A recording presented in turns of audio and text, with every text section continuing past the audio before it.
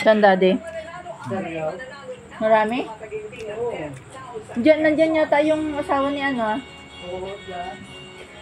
ni Andingin man.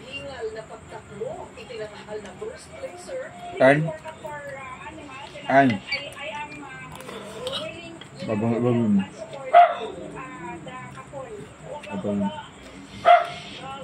Pag inakapon na anong nangyayari?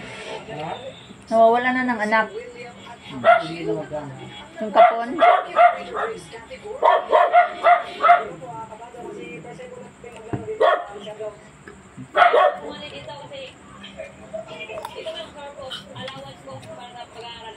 Isa lang ang 1/4 kapon sa mga project na nagsusulong sa kapakanan ng mga aso at pusa sa isla ng Siargao. Bukod kasi sa lumulubong populasyon ng mga ito, mataas din ang bilang ng mga nasasagasa ang hayop dito.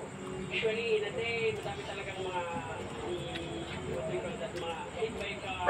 So, may mga client man na tayo na talagang pinuha nila na at least mabigyan ng magandang ordinance ang mga ganyan na mga instances kasi syempre may buhay din yung mga hayop natin. Para din sa kapakanan ng mga aso at pusa, napakahalaga ng kapon sa kanilang kalusugan at kaligtasan.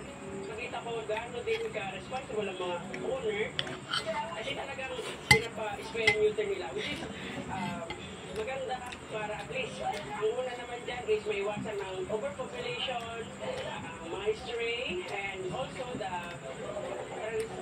pag-transfer mga iba't ibang klase ng sakit. Lalo na, nasa isla tayo, May ano? Ano? May tinik wala.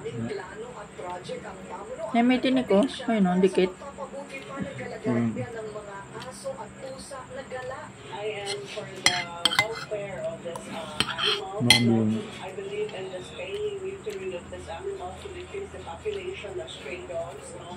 So that I think we need an amendment to our current ordinance on this stray dogs. Sa kasabihan, Nuunan is an island. Tama na? At dito sa isla ng Siargao,